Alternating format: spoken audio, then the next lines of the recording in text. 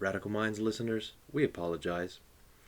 Due to some technical difficulties while recording this episode in the studio, some of the audio from the beginning of the interview is missing. The interview picks up in the middle of Kate Evans's opening remarks. To expect structural changes in capitalism. Bernstein was arguing that capitalism is matured, and therefore, because it's matured, that means it won't be unstable anymore. I think that's something that the 2008 financial crisis has proven wrong, really. And specifically, one of the things that he says is a sign that capitalism has matured is that we now have complicated forms of credit. That's just one of the points that he makes. But the general tone of the socialist movement then becomes, what we'll do what's achievable. We'll do what's practical. We won't concentrate on large-scale structural reforms because nobody will agree to that. Now, I'm a fan of change in all forms, if change is for the better. However, I think Luxemburg is correct in saying you of capitalism and radically change that if you expect anything to get fundamentally better. And she says that if you reformat socialism and you take away this radical critique of capitalism that should be at the heart of it, socialism has failed to exist. And she frames the question as he's saying to be or not to be. Basically, if you aim for reform and you give up on revolution, whatever you choose to mean by revolution, then you've lost the point of being an anti-capitalist party. And the way that she makes her argument so cleverly is that she does it through the economics. And there's a really good bit where she specifically analyses the way that credit makes capitalism more unstable, and history has certainly proved her right in that respect. Yeah, so I'm kind of interested, you said that Tony Blair, agrees with Edward Bernstein, which is, really funny to me, because, of course, I don't think Tony Blair would, really consider himself a socialist. What do you think is, the significance of him, calling back to that, and can we learn anything for modern politics? I know right now in the UK, kind of the big thing is, Corbyn, at least over the past couple of years, and do you think that there's, anything to be learned there, that there's any relation between kind of our current political moment and some of the lessons that you think Rosa Luxemburg imparts upon us in her kind of taking on Edward Bernstein? Well, not specifically about the way that she takes on Bernstein, but Rosa Luxemburg's life story is that she then gets murdered by socialists by her own side as the Weimar government attempts to quash the German Revolution. If you want to take a message from that to the modern political situation, is that you want to watch out for Clinton and Blair. They're kind of they're more dangerous than Trump and Thatcher in a way. Although saying that, then you probably risk fracturing the left, which is always the weakness of our movement, isn't it? Compared to the way that the right wing will obviously go for uniformity and power through everyone agreeing with themselves instead of petty infighting. I've got off the question now. Go on, you have to phrase it again. Sorry. No, that's fine. I think Stephanie has a follow-up. Yeah. Hi, Kate. I just wanted to follow up with that. That's interesting that you say that you're kind of analogizing Clinton and Corbyn to the sort of opportunism that was happening in the SPD and how it eventually kind of became counter-revolutionary. Do you think that today, you were kind of looking at the right, and do you think that there's kind of been a realignment of the left and right, just kind of looking at this history that you spent some time with, and then looking at the situation today and kind of these new appearances of the right and left? Well, I guess to maybe put a finer point on it is it's so, I guess, difficult because on the one hand you can say, Blair is kind of a Bernstein figure, but then on the other hand, of course, we don't have this mass socialist party. So right. I think that's kind of the difficulty. And I would be interested to see what you have to say about it. Mm-hmm. I don't think that the right can lead change more effectively than the left. I mean, within my political lifetime, my political memory starts with Margaret Thatcher coming in 1979 in the UK. So the neoliberal project is sort of like the beginning, like the whole of my political life has been dominated by it. But what Thatcher did was she changed the acceptable political discourse very quickly in this country. But what Corbyn has done is shifted it back very quickly as well. And I know that you're currently suffering under Trump, but hey, you could have had Bernie Sanders, who was in with a shot. And again, he had more radical, I believe that he would have represented a much larger political change than Trump has managed to affect. I know that it's not great that Trump's in power. I know that it's really terrible, but I think that Sanders represents a greater break with the current status quo. I mean, what we're suffering from globally is a polarisation between left and right. I mean, it is anyone's game, isn't it? Certainly, and I guess maybe to bring it back kind of to the world that you create in the graphic novel, another thing, is that it's not just Rosa Luxemburg's life that's so vivid and lively, it's like the world she lives in as well. Like she's constantly, at this or that revolutionary meeting or party function. And in many ways it seems like, the left today just doesn't compare, or that these sorts of institutions and, events and meetings, this culture doesn't really exist. And so I guess I wondered if you think there's anything that the left could learn from the world that Rosa Luxemburg lived in addition perhaps to her thought. I don't know that that's true. I mean, there was a very much larger physically larger socialist movement. It was an incredibly impressive socialist movement that they had in Germany. They're really bloody organised over there, aren't they? But that's not to say that they were more organised or there was more possibility then than there is now. I mean, what socialism meant then was that physically there was a physical nucleus for industrialised workers to come together because they were all stuck in the same factory towns. Nowadays, with the casualisation of labour and most stunningly with the way that internal borders are used within China to prevent people from unionising and coming together, the revolutionary potential of that sector of society has become diluted. But we now have really, really quick means of communication, and I think their ability both to be used for grassroots democracy and also for social upheaval and social mobilisation is as yet untested. I know we spend a lot of time distracted by our screens, and you might despair that they could ever be a force for social change, but they are, because these days we are disseminating information and we are debating information all over the place from the ground up. And I know that people say that we have social media bubbles, but I don't know that the research necessarily backs that up, because those bubbles will still all touch upon each other at some point. When you look at the back of Rosa Luxemburg's letters, I recommend you read her letters because they're great. And if you're talking about how vibrant her personality is, it's coming directly from her words.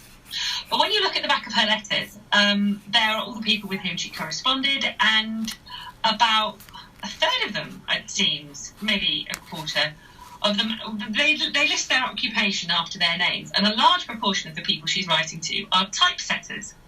And the reason why they're typesetters is because if you want to get your opinions across in the early 1900s, the only way you can do it is if you can physically access a printing press.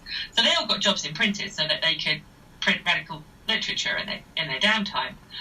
But these days, it's much, much, much easier to disseminate the written word. And I think there's something... I mean, Paul Mason bangs on about it in Post-Capitalism. There's something, potentially extremely exciting about that. You seem to me kind of to be keying in maybe, and I mean, correct me if I'm wrong in kind of summarizing your point, but that there's all of these kind of possibilities in our modern world and in our own times that we have to kind of dig into. And, that's part of what was one of, I think, the most interesting things about Rosa Luxemburg in your depiction of her is how she's kind of constantly, not only is she very original in her thought, but she's constantly facing all of these new problems, and, there's a real vibrancy to her intellectual work, and it comes from kind of what you describe as this constant reconsideration of kind of the basics of Marxism, which I thought was, it's rather odd today, I suppose, peculiar to think about it, because, we always associate, like, all these isms, Marxism, anarchism, whatever, with a sort of intellectual dogmatism. But at the same time, she was able to do it to kind of, what potentially you're suggesting is take up our present moment, her present moment, and really understand how did it work and what were the potentials within it. Yeah, socialism has a bad rap because there's a hell of a lot of people who have, especially, followers of Stalin. Where do you even start? But I'm not saying that there are very many active followers of Stalin, but I'm saying the legacy of the Soviet project certainly tainted the ability of socialism to remain that dynamic, curious, responsive movement for much of the 20th century. But fundamentally, Marx was just, you don't have to treat it like the Bible. Marx was just a really original critique of capitalism. And if you carry on looking at capitalism as your subject and seeking to improve on it, it's not that difficult. It's just that capitalism is so overwhelmingly dominant in our culture that saying anything against it seems insanely subversive until everybody just agrees that it makes, I'm studying Gramsci now, so common sense, changing what people perceive of as common sense, that is that's the crucial key.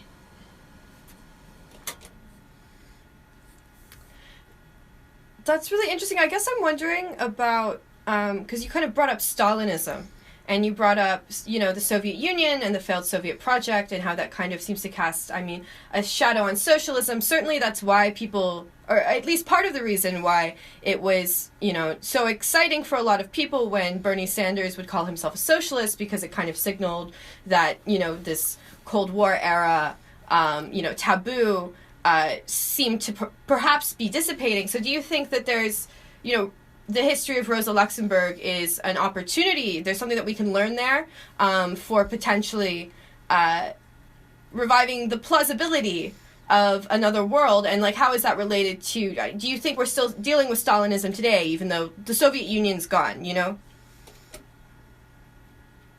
The legacy of Stalinism. You will always have people within political movements who are dedicated on proving themselves right and who are not interested in listening to the views of others. On the right, that's lauded and applauded. On the left, it's something we have to work with. But you can't. There's things about all kinds of. There's bogeymen in all kinds of political movements. You could say, people don't like feminism because feminists all burn their bras and have hairy legs, and then you get to a critical point. I think at the moment, incredibly exciting time for feminism, where all of a sudden it's become the dominant conversation, where a feminist critique has become the normal critique, where it has become common sense. As I say, it's become obvious, and where women are being listened to in a way that they never have been in my lifetime. Yeah. You still haven't put the phone on. Stephanie, I'm having a Skype conversation live in America, so possibly. This is my daughter. Speaking of feminism, do you want to go out while I carry on having my Skype conversation? Because I'm on the radio.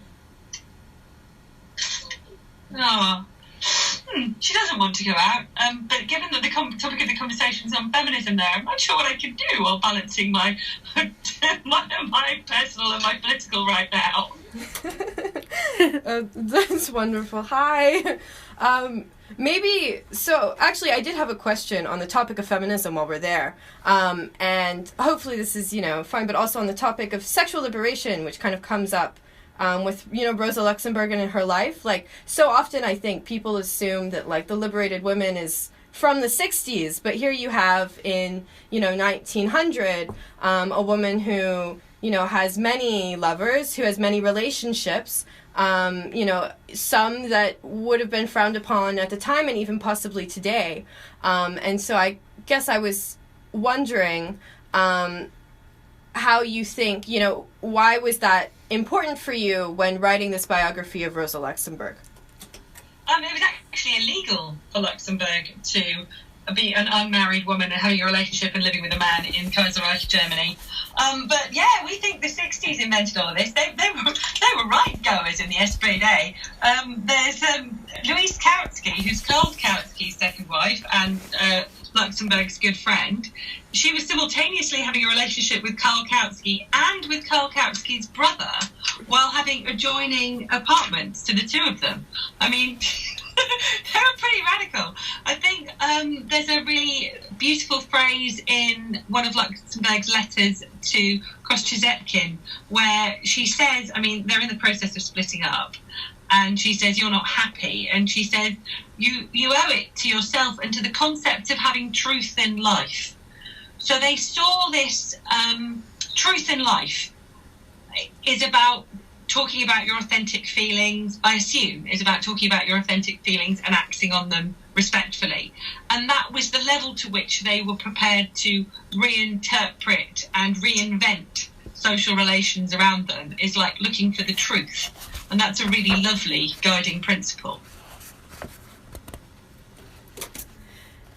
Yeah, so kind of on that point, I guess, of, the way that they were able to, especially in their personal lives, conceive of, all of these sort of radical relationships, and, radical, not only, female sexuality, but how they're conceiving of their own lives as, kind of this question of freedom that, dominates their political questions, also has like another form, in their personal relationships. And so I guess I wondered if you could perhaps speak a bit about what you believe the relationship is of, socialism, but also of Rosa Luxemburg to feminism. Of course, there's kind of, this is just something I kind of came across in the history while preparing for this interview, was that, of course, there's like this moment where some of the men in the party, I think probably like Babel or Kautsky, she's at like some sort of dinner party and they're talking and they're like, well, Rosa, why don't you write about, women's issues? And she's like, I can't leave that up, actually. She can't leave up the question of socialism and of revolution to everyone else. And so I guess, that's perhaps different than what I think we're used to, of course, which is that sometimes people say, well, either feminism and socialism have nothing to do with each other, or that, well, of course, women are concerned with X, Y, and Z issue, and this is what they're going to write about, and this is what all of their political life is going to be about. So I wondered if you could maybe help us understand that relationship. Viewing Luxemburg and feminism is a bit funny from the perspective of the 21st century, because they didn't really have an idea of intersectionality. So for Luxemburg, the choice is between the feminist struggle and the class struggle. That makes more sense if you consider that the feminist movement at the time was very much led by the middle class. And we like this week, we celebrated 100 years since women got the vote in this country, but women didn't get the vote 100 years ago. Some property-owning women over the age of 30 got the vote, which is not the same as women getting the vote. That's just the rich women getting the vote. Now, there's two angles to Luxemburg's sort of reluctance to get involved with feminism.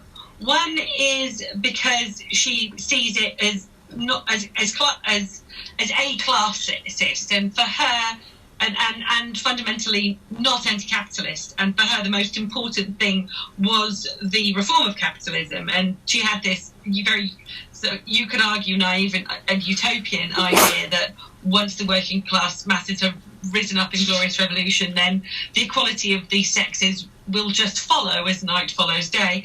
And the other thing is, so for her, the means to the end of feminism was this ideal of revolution. The other problem with her taking up women's issues is that she was a Marxist economic thinker and a theorist and a journalist and an editor. And she knew that if she addressed feminism, she would be put very neatly into the box of women's issues and sent to sit and talk with the women. And she was determined to talk to the men on their own terms about economics. And so she had to make that choice of saying, of course I know nothing about women's issues. I'm not interested in women's issues. She had to be deliberately uninterested in women's issues because she was interested in man's issues, and those were very separate spheres. Well, and maybe on the point of, revolution, I suppose it does kind of raise, a question for me, looking just at the history of, we were talking earlier about sexual revolution, that, the Germans were, of course, able to get it, have this sort of sexual freedom, and then in the 60s, again, this demand is launched, and then, of course, again today, part of the reason that feminism is kind of on the minds of everyone is because there is a discontent, I think, with the sexual liberation of women. And so it does lead one to wonder, if there is this repetition, if we are again and again encountering the same problems, is there something to, I suppose, what Rosa Luxemburg is getting at with revolution, and should we, I wonder if we should merely consider her idea that revolution is potentially the necessary condition for gender equality, kind of as perhaps more than just naive. I know. I think we should definitely. It has a thing that the idea of dismantling of capitalist relations and the you cannot have equality between the genders and between if you retain inequality between rich and poor, because the means whereby the rich retain their wealth and multiply it has historically centered in male hands and will continue to be so. So, yeah, women have everything to gain. Women and people of colour have everything to gain by dismantling capitalism. You can see it in the paucity of ideas in the lean-in movement. The idea that if a woman plays everything right and is virtuous enough in some way and is capitalist enough, she can somehow have it all. The system is not structured to allow that. The way that we live our lives is not structured to allow that. Certainly not when it comes to reproduction. I know of no women who can be an equal of a man after having a child. I'm sorry, the having a child thing is then modified by the fact that my daughter is just now. Maybe we can take a quick break and run some PSAs, and then we'll get back to the interview. Does that sound good? Sorry about that. Yeah, it's no problem. So we'll just cut to 2 PSAs and an event announcement real quick, and then we'll bring the interview right back. Okay. Where's the PSA? Put in anything.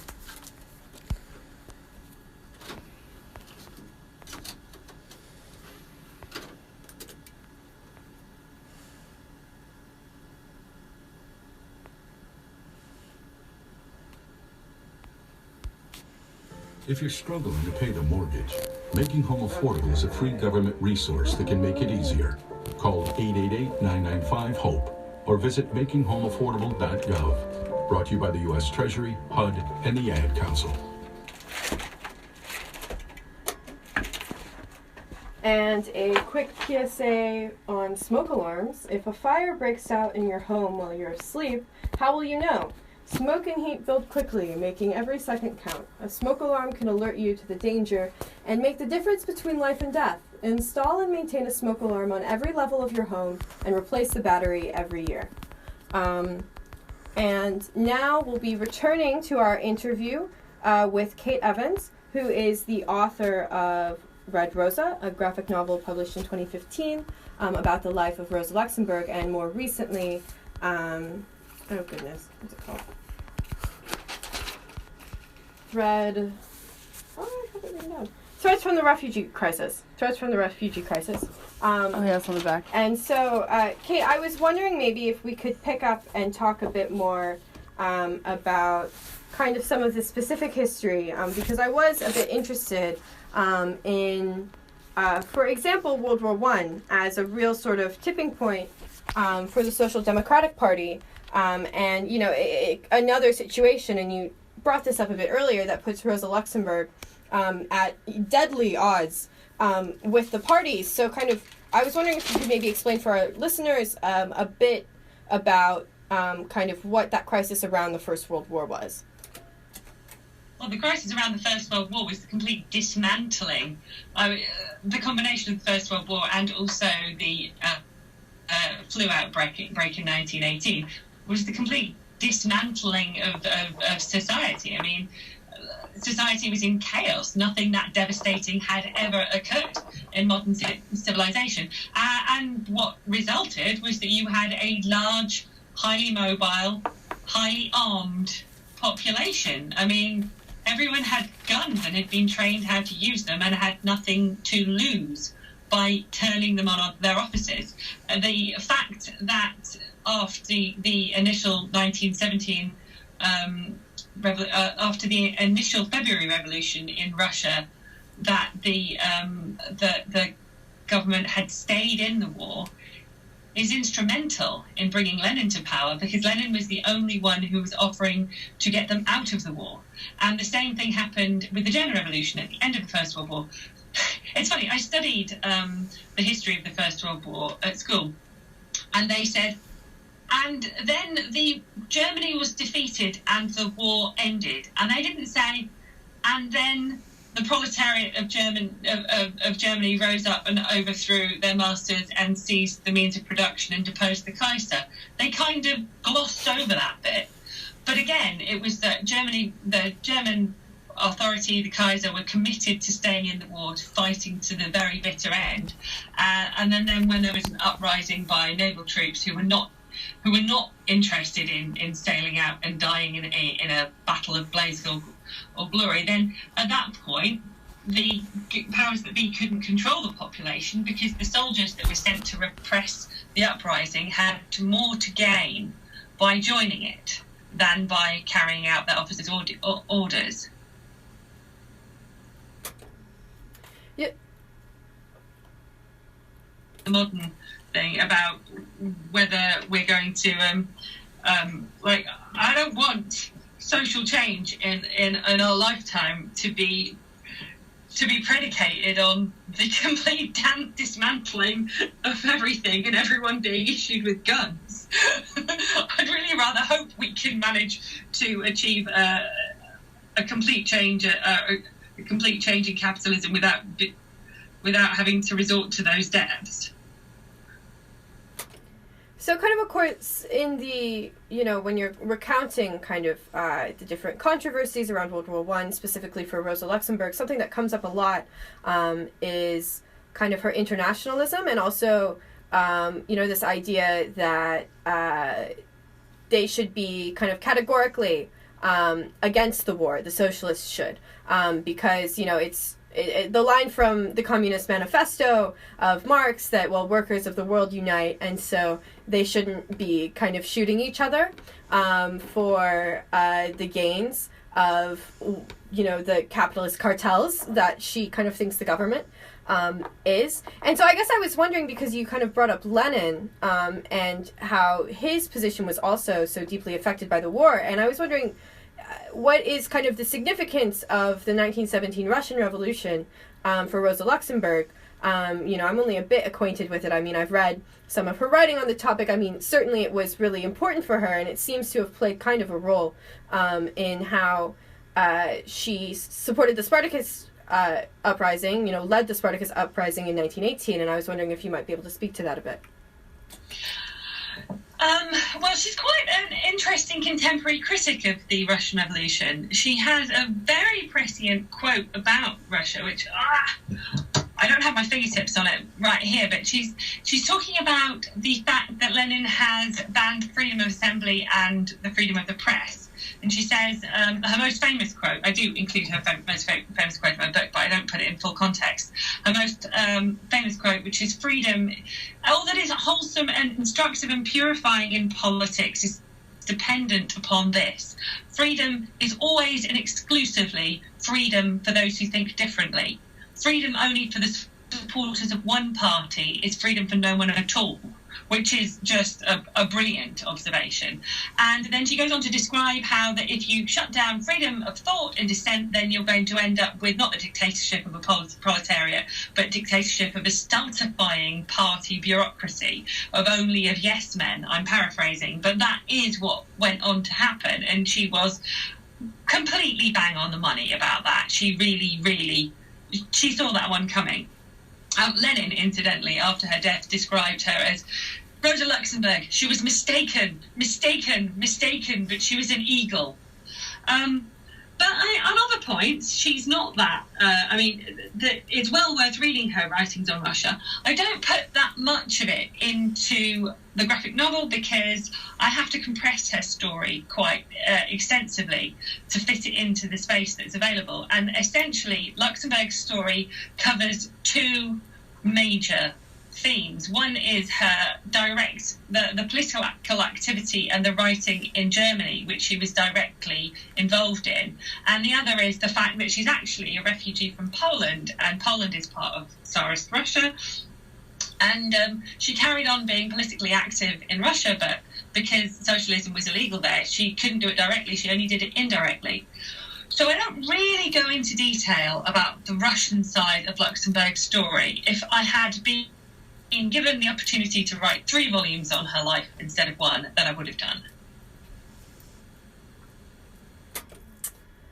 Yeah, certainly, you can't fit everything into the book. I guess what's always struck me about Luxemburg and, how she talks about the Russian Revolution is that, there is this side to it, I think, which is often brought up. I think it's why, Luxemburg spoke particularly to anarchists, for example, of the New Left, but also, to a lot of people who are trying to deal with Stalinism is because of this kind of idea. But then at the same time, she has a sort of, it struck me as like a refreshingly nuanced perspective of the Russian Revolution, given kind of how we have to respond to it today, living in the aftermath of it. Because on the one hand, she does have like this criticism, but then on the other hand, she is, for example, with Lenin against Kautsky on the issue of the war and of making revolution. And she does think that, the Russian Revolution kind of tasked Germany in a way. And so it gives this very, interesting picture, I suppose, of international socialism and socialism as an international phenomenon. And I guess I wonder, what you made of that. And it's in, I think, the book a bit, but it seemed like you didn't, it's not like you had the time to go around and talk about the whole international. You were focusing on Rosa Luxemburg's life. But I would be interested to know if you thought that there was anything, particularly interesting, or that you think perhaps today we could learn from how Rosa Luxemburg treated socialism and revolution as an international phenomenon. Yeah, she's very much about class interest, and she sees common class interest between the working class of one culture and for one nation and another. She can't see any coherence to national identity whatsoever. And national identity is, it's a manufactured construct. And that actually ties into my second book that you mentioned. Well, it's not my second book, it's my 7th, but still. The Threads from the Refugee Crisis, about the current migration. Well, you could say the word crisis, but saying the word crisis would imply, 1, that it's temporary, and 2, that we have a solution for it. And we don't have a solution for it, other than a radical redefinition of the nation state. the idea of national borders, of the importance of national borders. So Luxembourg's internationalism is very refreshing and very, very needed nowadays, because we need to really radically rethink what nation means, and the walls that we're throwing up, literally and metaphorically, and around our freedoms, around and about the divisions that we create, the apartheid that we create between the rich and the poor in different nations.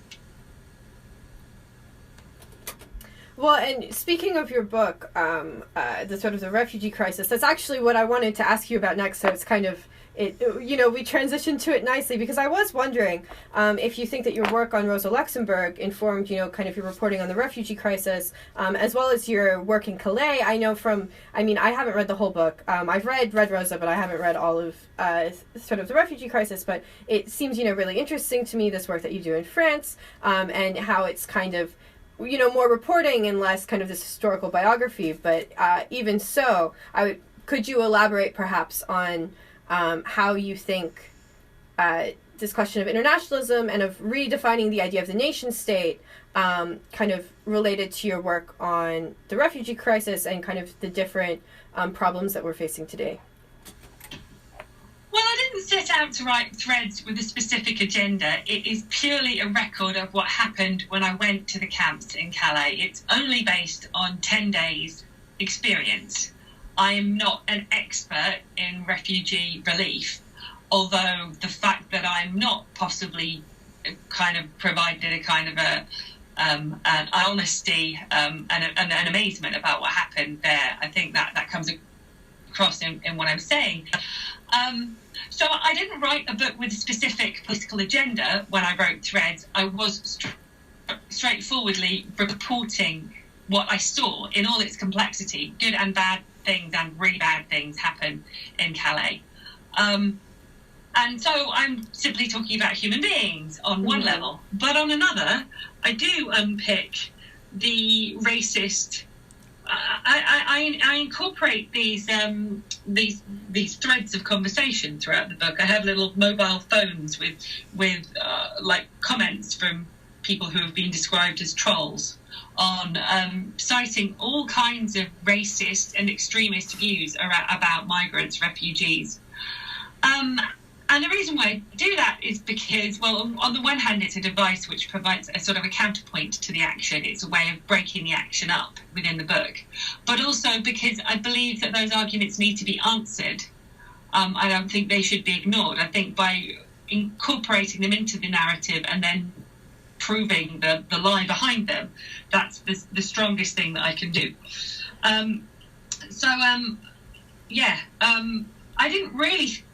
I wasn't really thinking about a theoretical link between Luxembourg and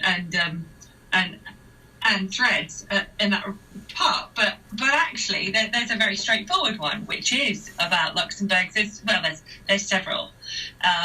It's Luxembourg's refusal to acknowledge international borders, both in her theory and also in her practical life, because she herself was a refugee. There's the fact that she is a critic of imperialism and imperialist war, and she's a really excoriating critic of contemporary imperialism as it was then. For example, she describes the German slaughter of the Herero people in West Africa, and she also writes a history of the political economy which foregrounds the genocide of Native Americans and the native inhabitants of the Caribbean by Columbus. I don't know of any other political history written in the very first years of the 20th century which does anything like that. And then the third thing that she does is, in her work, the accumulation of capital.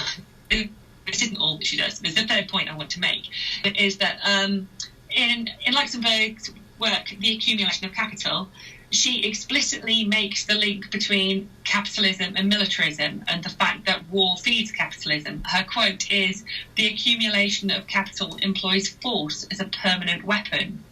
So that's making out, completely blowing out into the open the fact that capitalism can only survive with war, and war can only survive with capitalism in its current form, and those are just so prescient when you're talking about the ravages of the military-industrial complex, and then the victims of it being the people who are fleeing war-torn countries. They're not torn by war if we sell them the guns. We profit from the selling of the guns. So maybe something that I think came up in this discussion of Luxemburg and your book, and also, the refugee crisis, is maybe a bit distant from the three, not speaking directly to your book or something, but something that I thought was interesting and that's always a bit puzzled me is kind of the question of open borders, because on the one hand, of course,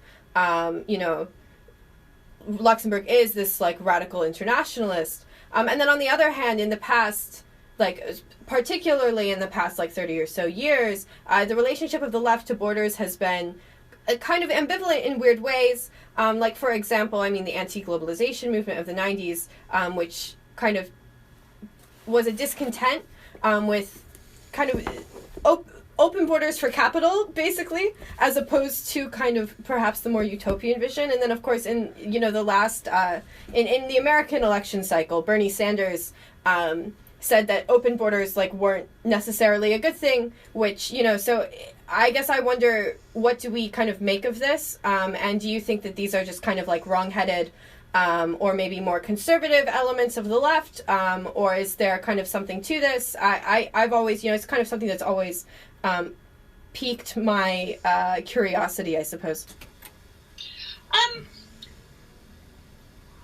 The thing about borders is that it really frames your sense of identity. I am primarily a British person. I have a British driving licence. I have a British passport. I speak English.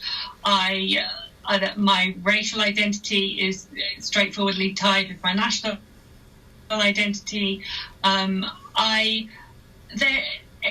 talk about there being no such thing as England, or England just being an idea or a construct which need have no basis in reality, sounds as extreme and as weird as saying that I could take my skin off my body and hang it up off a peg off the wall. Yeah?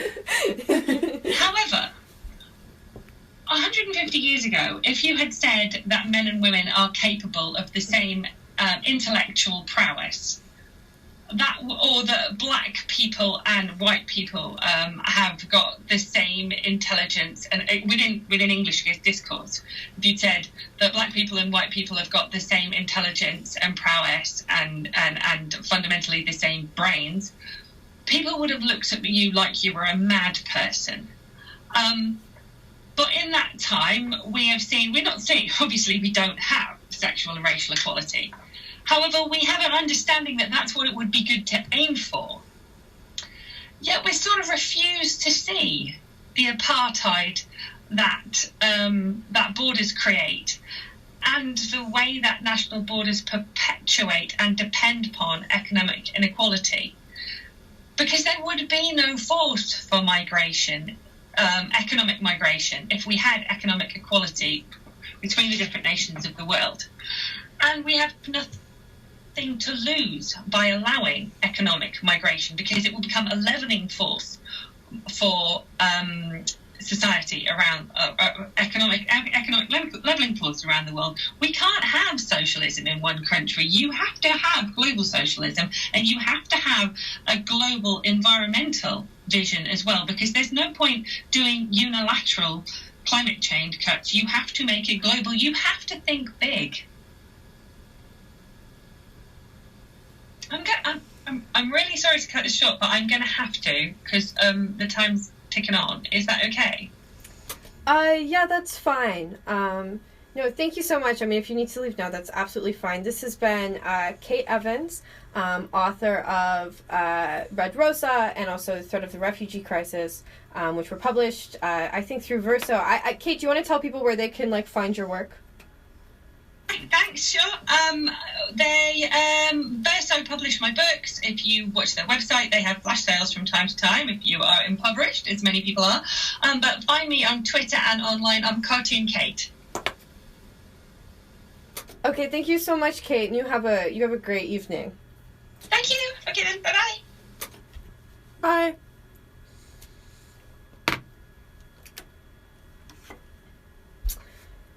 I think it's interesting how the interview kind of went from, like, Rosa Luxemburg, like, history to the question of borders, which I suppose is interesting.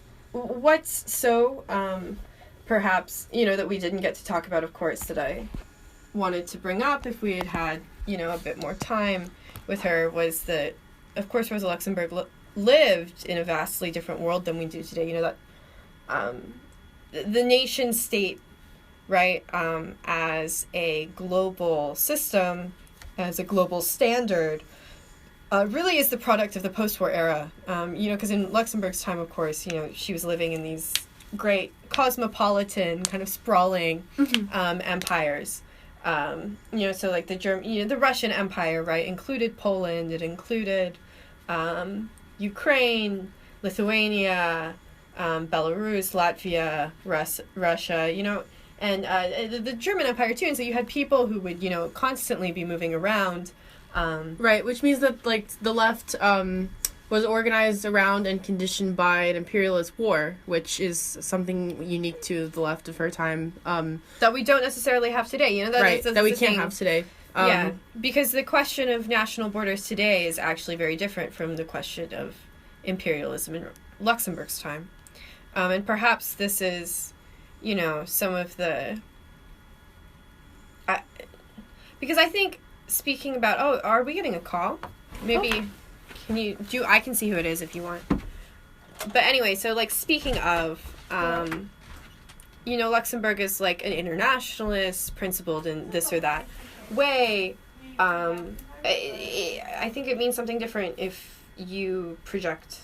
Not that Kate Evans projected. I don't think she did. But, the present question of immigration and of nation state and of borders does seem quite different than what Luxembourg would have been dealing with, which was the large accumulation of capital in these different, like, imperial cartels is what she calls them.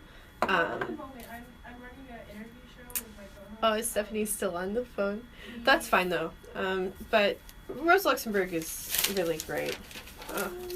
There were so many things that came up in that interview that I think, one thing that I wanted to bring up, it didn't really get on that because we didn't really talk specifically about the Marxism, is how Karl Kautsky actually accuses Rosa Luxemburg of being, like, too obsessed with Marx before he was 30. So, like, the Communist Manifesto and the different political writings of 1848, because I do think that, there is a limit to seeing both Luxemburg and Marx as these sort of economic figures. Particularly Luxemburg, who, for her, I think the most important writing of Marx probably wouldn't have been Capital, actually. It would have been the Communist Manifesto, or his writings on 1848, and Louis Bonaparte, in France in particular. I think those really probably are what, stand out to me. But, certainly, there were some, like, good quotes there. Yeah, definitely. That Blair is a Bernsteinian. I don't know if I quite buy it. It's true, but I would say that Corbyn is a Bernsteinian too. Mm-hmm. Maybe I should have said that. But, next time, isn't Corbyn like Bernstein? Because, of course, Corbyn doesn't want revolution, and he's not Luxembourg. Yeah, but does he even want reform to the extent that Bernstein does?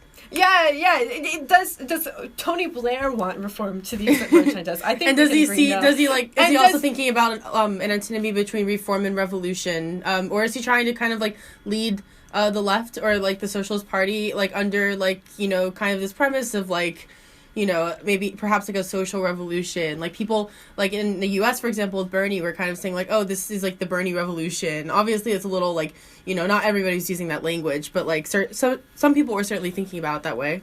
Well, everything gets called a revolution these days. Right now we're in the middle of a sexual revolution. It certainly doesn't feel like it. Who's saying we're in a sexual revolution right now? Didn't Zizek say we were in a sexual revolution? I think we need to get that guy on our show next. Zizek. He's better in videos where you can like see like his like little the Kinder egg. The Kinder egg. Unboxing a Kinder egg with Zizek.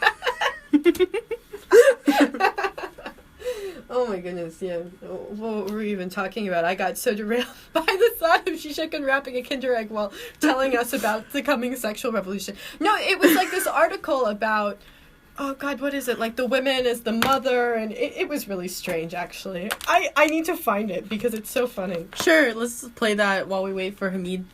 Oh my God, I have to find this sexual, like, liberation thing. You've seen him talking about the Kinder egg, right? You know what I'm talking about? Kind of. Why don't you tell our listeners what the Kinder egg is? Oh, Does he just like opens one, right? He like talks about it. Yeah, he's talking about the commodity form, but not actually talking about the commodity form. And he's like holding the Kinder egg, and there's like a flowery wallpaper behind him, and that's all I remember from his movie. That's really funny. Maybe it was somebody else who was talking about. Oh my God, there was like this weird article about sexual liberation.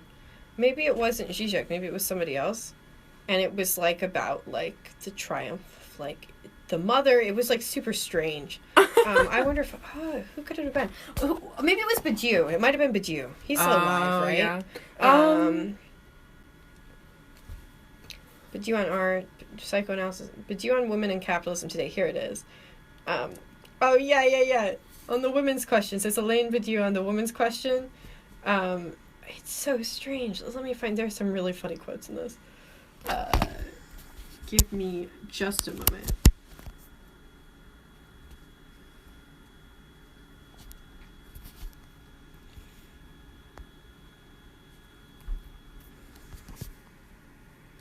By the way, it is 3:01 p.m. and you are listening to WHPK 88.5 FM Chicago, the pride of the South Side.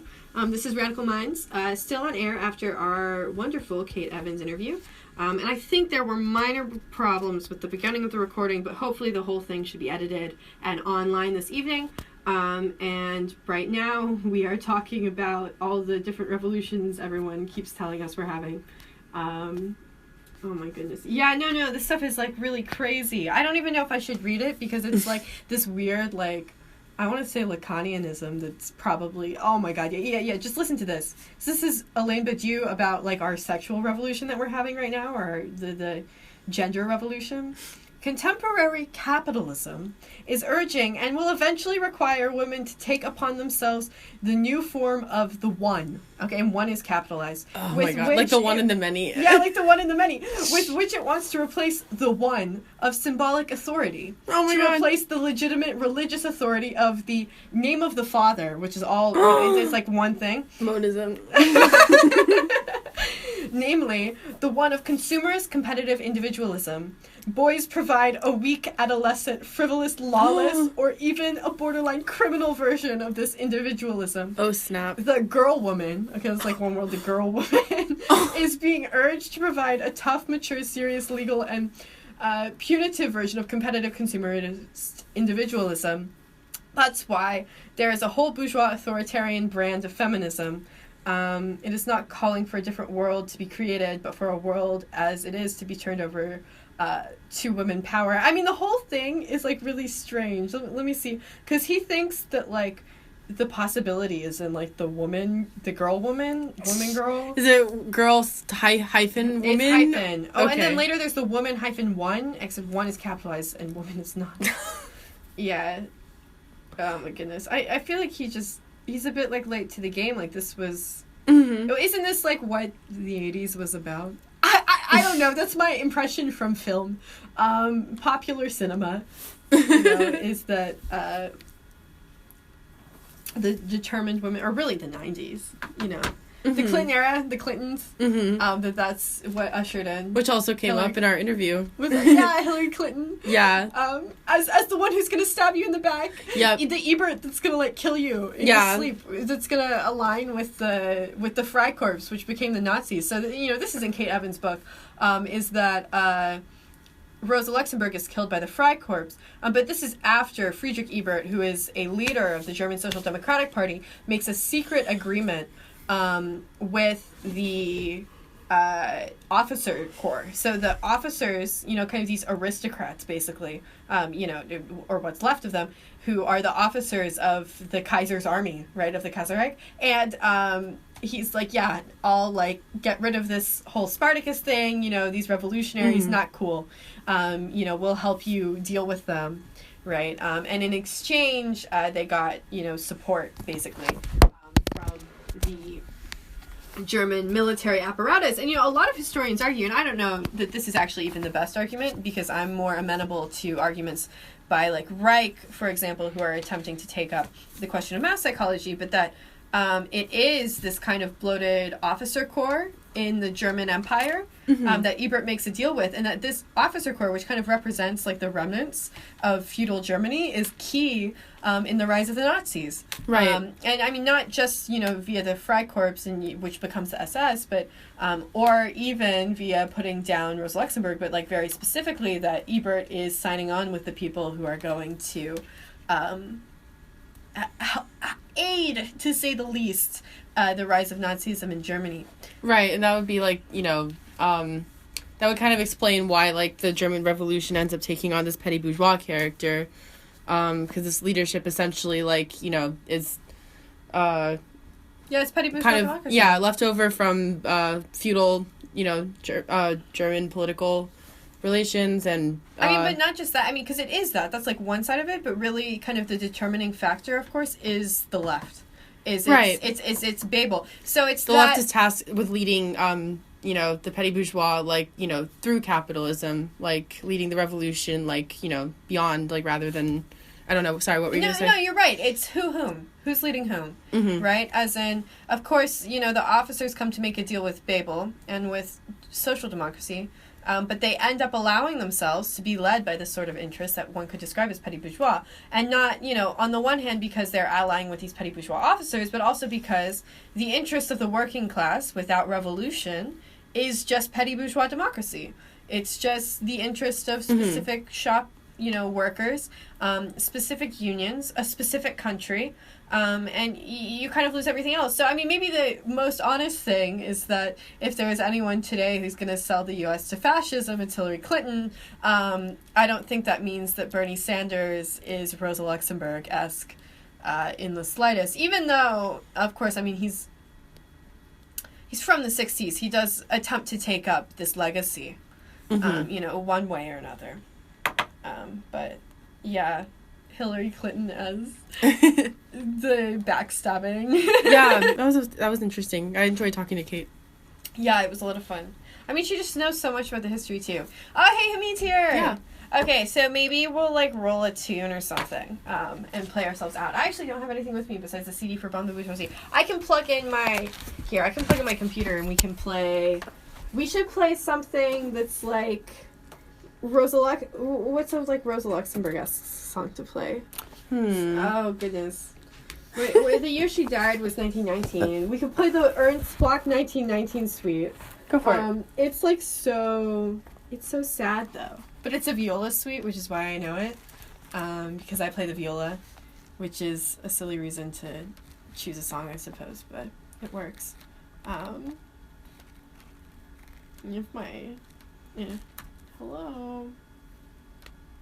Man. Technology. No, but, so, you know, that is a bit of insight into Rosa Luxemburg. Are there any parts of the novel maybe you want to read? There's some good quotes. And then I'll just pop on the music to play us out. Let me see. Oh, by the way, so for an event announcement, Saturday at 6 p.m. in Stewart 104, that's on the University of Chicago Quad in the Stewart building, there will be a screening of Rosa Luxemburg, the movie by Marguerite Bontrada. It's from the 80s, I think. Mass murder has become a monotonous task, and yet the final solution is not one step nearer. Capitalist rule is caught in its own trap and cannot ban the spirit it has invoked. Gone is the first mad delirium. Gone are the patriotic street demonstrations, the singing throngs, the violent mobs. The show is over.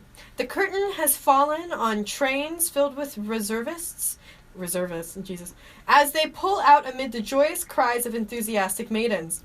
We no longer see their laughing faces, smiling cheerfully from the train windows upon a war-mad population. Quietly, they trot through the streets, with their sacks upon their shoulders, and the public, with a fearful face, goes about its daily task. Into the disillusioned atmosphere of pale daylight, there rings a different chorus, the hoarse croak of the hawks and hyenas of the battlefield.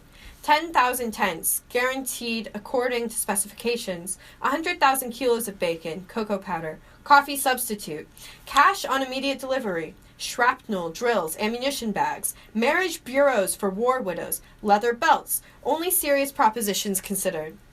And the cannon fodder that was loaded onto the trains in August and September is rotting on the battlefields of Belgium and the Vosges. I don't know how to say that. While profits are springing like weeds from the fields of the dead. Business is flourishing upon the ruins. Cities are turned into shambles, whole countries into deserts, villages into cemeteries, nations into beggars, churches into stables. Popular rights, treaties, alliances, the holiest words and the highest authorities have been torn into scraps. Hunger revolts in Venetia, in Lisbon, in Moscow, in Singapore, pestilence in Russia, misery and desperation is everywhere. Shame, dishonored, wading in blood and dripping with filth, thus capitalist society stands, not as we usually see it, playing the role of righteousness, of order, of ethics, but as a roaring beast, as an angry orgy of chaos, as a pestilential breath, devastating culture and humanity. So it appears in all its hideous nakedness.